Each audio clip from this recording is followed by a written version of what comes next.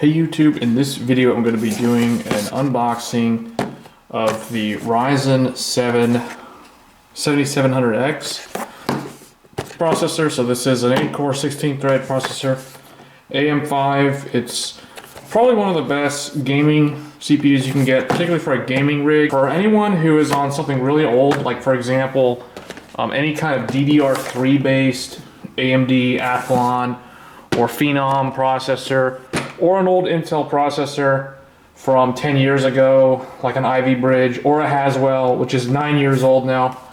Yeah, any of those going from DDR3, you might as well, if you're near a Micro Center at least, you might as well skip straight to DDR5, because if you get either this or a Ryzen 5, you do get free memory. So if you opt for the Ryzen 7, you get 32 gigabytes of G.Skill Flare X5 DDR5 memory, so that's really nice. This is actually 6000 megahertz memory, so it's pretty fast, and it's 32 gigabytes. So that's a pretty good deal. You get this for free with the purchase of the processor. So the goal here is to update the benchmarking system that I use, because I figured after I did that video with the 7900 XT, I don't have a good benchmark system that I can use to bench test things, or a test bed basically. So that's basically what this is going to do. It's going to be my gaming test bed.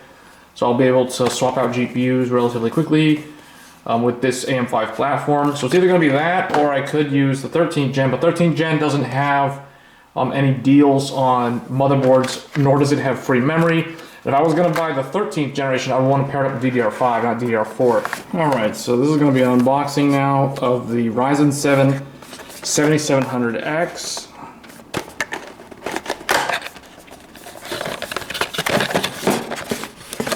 So you do get a little pamphlet, certificate of authenticity, limited 3-year warranty, and then the main thing in here, not a whole lot in here, but the main thing is this. So it opens up kind of like a book. I wasn't expecting it to open up this way, but there you go. So there it is, LGA, you get a Ryzen 7 sticker. So this is where we're going to be putting in the test bed system. This is the motherboard that I went with. It's the X670 AORUS Elite AX. So I was thinking of getting a B650 or B650E, but the ones that I wanted, the ones that I had showcased on the channel, weren't available at Micro Center, so I opted for this because this was $269, I believe. So it's not terribly expensive, but it's not like it's not under $200. Okay, so for the AORUS Elite, this is it. So I can already tell the VRM seems like it's adequately cooled. This is all metal. It's pretty solid. There's a little bit of fin array in there, you can kind of see through there. So there's the socket, so team up, fight on, that's the AORUS slogan, I guess. And then you get 4 DIMM slots. You get this large clip here to make it easier to reach the graphics card if you have a bunch of stuff here. The heatsink on the Gen 5 SSD doesn't really look like it's that robust. But realistically, I'll probably never put a Gen 5 drive on here. This is probably mainly going to be used for benchmarking graphics cards and making like review content without having to constantly tear apart my main rig that I use for editing. So that's kind of the whole point of getting this. You can see on the back, it lacks the 5.1 audio, but that doesn't matter because this is, like I said, it's a test bed. But I do need a lot of USB because I might be connecting a lot of peripherals for testing different devices. It's nice to have that HDMI. You have a 20 gigabit USB-C, a bunch of USB 2 and USB 3 5 gig ports, and you get USB 10 gig ports. So pretty standard stuff. Wi-Fi 6 on here. I think this is Wi-Fi 6E. I believe this is the AMD Wi-Fi on the AORUS Elite. And then you get Just like with the other Gigabyte AM5 boards, the nice thing about this board is it does include the full physical 16 slots that are down here, so that there's good spacing on them. So you can fit, you know, like a 4-slot graphics card and not cover up any of these PCIe slots. So that's really nice. And then you have, one of them is wired X4, the other one's wired X2, I believe. And then the X4 one is PCI 4, and the X2 one is PCI 3. So you can put a Thunderbolt add-in card here. The Thunderbolt header is right here, THB_U4. So that's where you would add that Thunderbolt card. 4 SATA, USB 3 right angled. Not a whole lot more to say. You get dual 8-pin for the EPS 12 volt at the top. Get the integrated I/O. So, all right, so let's go ahead and build this Frankenstein computer. Okay, for the CPU on an AM5, it's an LGA, so there's going to be a lever. It's going to open up like that. You're going to want to lift this up, keep that black cover on. It'll come off naturally. As you can see, there are 1,718 pins. I'm going to take this out. Try not to touch the metal contacts there. So you're going to want to line it up with the arrow. So the arrow is always going to point northwest on this. So there's a little arrow down there. So try not to drop it, but you just kind of line it up and just gently put it in like that. Alright, then you put that down, and there you go.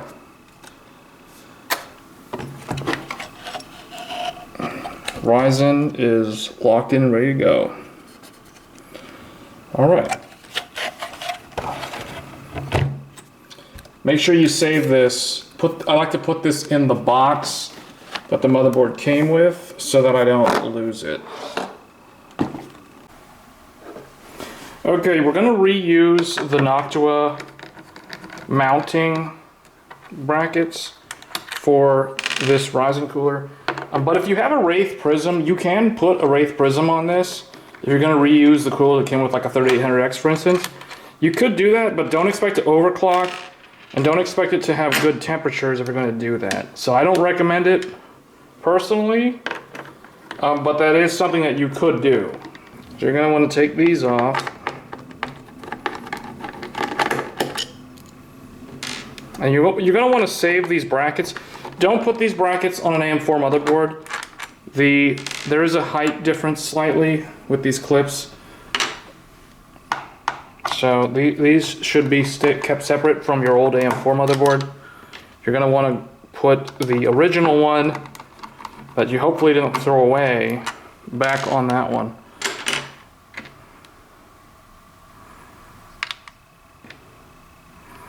So you're going to want to put these on, and we are mounting a Noctua cooler, which is very, very easy to mount.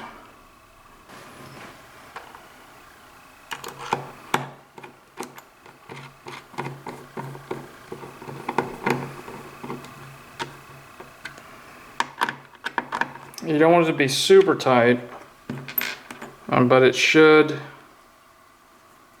be on there good.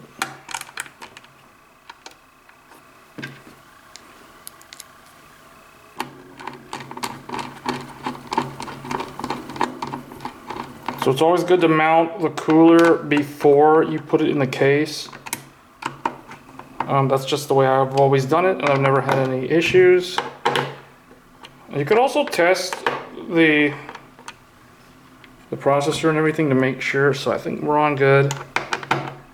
Okay, but that kind of self-fits. Now you want to test fit it before you put the thermal paste on. Make sure the Noctua logos are on the right way. Just gonna go on like that. Okay. Next, gonna put the thermal paste on. This is just some random Cooler Master thermal paste that I've had for a number of years. We're just gonna put this on in the middle.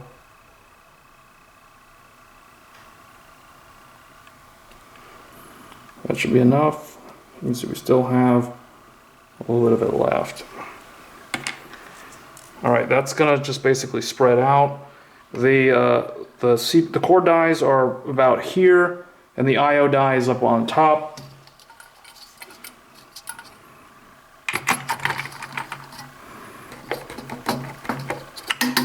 And then when you just turn it until the screws don't turn anymore, but you don't want to like force it. These will stop automatically. So there, that's as far down as it goes. So now if I can lift it up by the cooler, you can see that we are making really good contact there. Now we're going to put the fans on. These are the Redux. They're the grayish color, so I like the way these look more than the original. Those original brown Noctua fans, so we're using these. That's going to go there. You should put the memory in before you mount the cooler, so I actually made a little bit of a mistake considering this is a big cooler. However, this is only 2 DIMMs, so that shouldn't be much of an issue. So these are Flare X5 G-Skill. Funnily enough, this is the only DDR5 branded memory that I have. There's a ton of like G-Skill Flare X and Ripjaws. So you're going to want to open this and that, and this and that. Alright, so for the RAM, I'm going to line it up.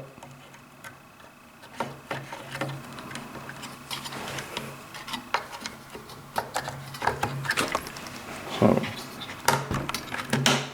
it's in, and then this one gonna go in like that.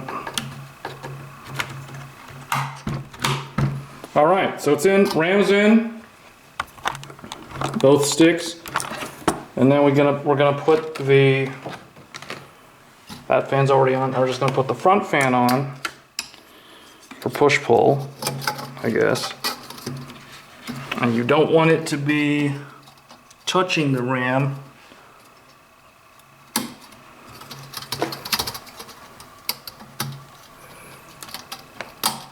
So that's like that. You guys can see plenty of room. Just plug this in for the CPU optional fan. So we can just kind of cable manage these wires later, or however, kind of put them around there. It's not touching the fan, surprisingly. And then this one can probably just kind of go right there, or something like that. Okay, so now we're going to put this in. Alright, so when you put the GPU in, make sure, first of all, you got all this stuff squared away, and the fan place not being blocked. Alright, so you're going to want to press that down. You're going to want to get the GPU lined up.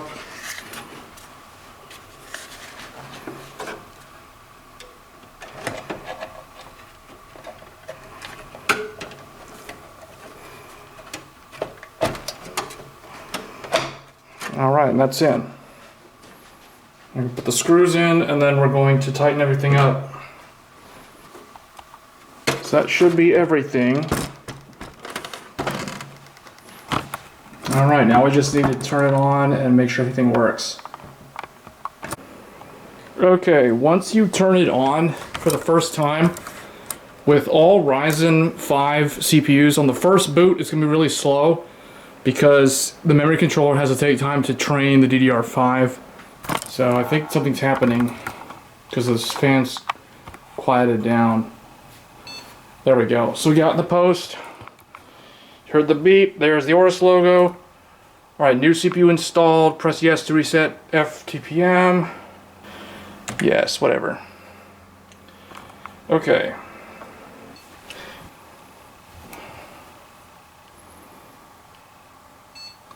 Alright, I think what it's doing right now is just trying to do memory training. This is a little bit different. And now it's going to go into Windows, I think. Yeah, now it's going into Windows. Okay, so as long as you're able to get to Windows, then that means that the CPU is good. None of the motherboard's not defective. The memory works fine. Everything works good. So I think we're good. Alright, so once you're in Windows, the only thing you're going to want to do is verify that everything's there. So this looks normal to me. 7700X, Ryzen 7. You can see it's boosting up. Memory does need to be changed because it didn't give me a chance. It just basically went straight into Windows. Where you can see we have the 32 gigabytes of DDR5, 4x 32-bit. So we have the dual channel 2 DIMMs of DDR5 We are going to have to set the EXPO profile, but there you go. This is Samsung memory. You can tell by the timings, 36, 36, 36, 96. So that's a dead giveaway that it's Samsung. There's the Radeon graphics, and there's the discrete graphics card. So there you go, folks. That's how you upgrade to a new AM5 platform. Pretty straightforward. Everything seems to be working fine. Here's the task manager. So you are going to need to install the chipset drivers to basically get everything up and running. If we check device manager, looks like Windows is automatically installing stuff. So there is going to be one more device that I have to install. Probably going to be the chipset drivers. But with that said, oh, the Bluetooth is going to have to be installed too for that new Wi-Fi module. Alright, so once you get into the BIOS, it's going to look something like this. So you can see we have the AORUS Elite X670. The BIOS version is F5. So this is newer than the one from launch, and it didn't take as long to train, so that was really good. You can see there's the memory modules there. If we're going to go to advanced mode, what I want to do is set some... So in the advanced menu, you're going to want to go to settings, I/O ports. You can leave the integrated graphics enabled, that's fine. What I want to do though is I want to make sure, okay, resizable bar is enabled, so that's really good. But I want Gigabyte utilities downloader off. So I'm going to disable that. USB, leave all that the way it is. I also want to go under AMD CBS. I want to go to, I think it's under UMC, DDR4 options, memory features, memory context restore. I want that enabled. And then we're going to want to go back to the tweaker, and we're going to want to set the EXPO profile. So there we go. That's going to give you the 6000, the advertised speed for the RAM. I don't think we need to do anything with the fans. I think we can just leave them on auto. Silent is the default. Silent, normal. I think it seems to be controlling them correctly. So we're going to leave that as is. So these motherboards are pretty smart now. And that's basically it. So we're going to F10 to save. And then now it's going to do memory training again for the EXPO 6000 megahertz transfers.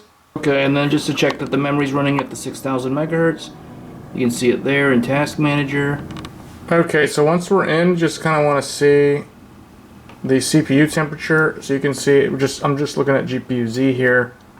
GPU-Z does also report the CPU temperature, so we're running about 70 Celsius. 70 Celsius, 69 Celsius, 68 Celsius, depending on what's going on. So if we just kind of move around in here,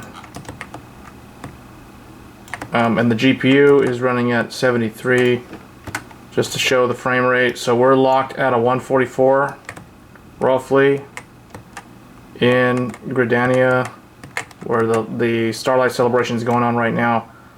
So you guys can see that's pretty much the performance with a 6900 XT and a Ryzen 7 7700X. We are max settings. Let's see, there's maximum, and this is at 1440p resolution. I know it says 1080 there, but this is borderless full screen. It's actually 1440p. Just to kind of show that here, if we go to full screen mode, there we go. So see, there you go. So 143. It's a very good gaming PC. Remember that this processor, it being an 8-core, gives you very consistent performance on Windows 10, because Windows 10 you don't have any weird issues with any applications trying to assign things to things like E-cores, so you don't have to worry about that on Windows 10. So yeah, if you're on Windows 10 and you're looking to upgrade from a really old, either like a Skylake, Intel CPU, or Haswell, or any kind of DDR3 platform, regardless of what CPU you're running, if you're on DDR3 and you live near a micro center, you might want to go and pick up one of these with a new motherboard, because you do get free 32 gigabytes of memory. So that's kind of why I decided to upgrade my test bench. So this is going to be my test bench. This is going to be the CPU platform that I'm going to do all the benchmarks on for videos in 2023 and beyond. So we will see how that progresses. If there is going to be an X3D CPU, I don't know when it's going to come out, but I'll probably swap the 7700X for one of those and use that as the CPU. So that's the nice thing about this motherboard, because you have a lot of longevity, because you could potentially even put in like a newer Zen 5 later on down the line. So I hope you guys found that video interesting, and I will catch you guys in the next one. Thanks.